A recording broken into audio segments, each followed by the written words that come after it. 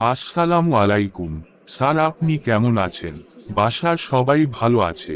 ওয়ালাইকুম আসসালাম ওয়ারাহমাতুল্লাহি ওয়াবারাকাতুহ। আল্লাহর রহমতে আমার বাসার সবাই ভালো আছে। তোমার বাবা মা কেমন আছে? তাদেরকে আমার সালাম দিও। স্যার, আপনার কাছে আমার একটা প্রশ্ন আছে। প্রশ্নটা হলো, আগের শিক্ষা ব্যবস্থা ফিরে যাওয়ার অর্থ কি? আগের শিক্ষা ব্যবস্থা ফিরে যাওয়ার অর্থ হল, সমাজের একাংশ মনে করে যে বর্তমান শিক্ষা ব্যবস্থার পরিবর্তে পুরনো শিক্ষা পদ্ধতিতে ফিরে যাওয়া উচিত। এই দাবির পেছনে কিছু কারণ থাকতে পারে, যেমন বর্তমান ব্যবস্থায় শিক্ষার মান কমে যাওয়া, শিক্ষার্থীদের উপর অতিরিক্ত চাপ, মূল্যবোধের অভাব, অথবা পুরনো পদ্ধতিতে শিক্ষার গভীরতা ও নৈতিকতা বেশি থাকা। তবে এটি বিতর্কের বিষয় এবং পুরনো ও নতুন উভয় ব্যবস্থার সুবিধা অসুবিধা নিয়ে আলোচনার প্রয়োজন রয়েছে।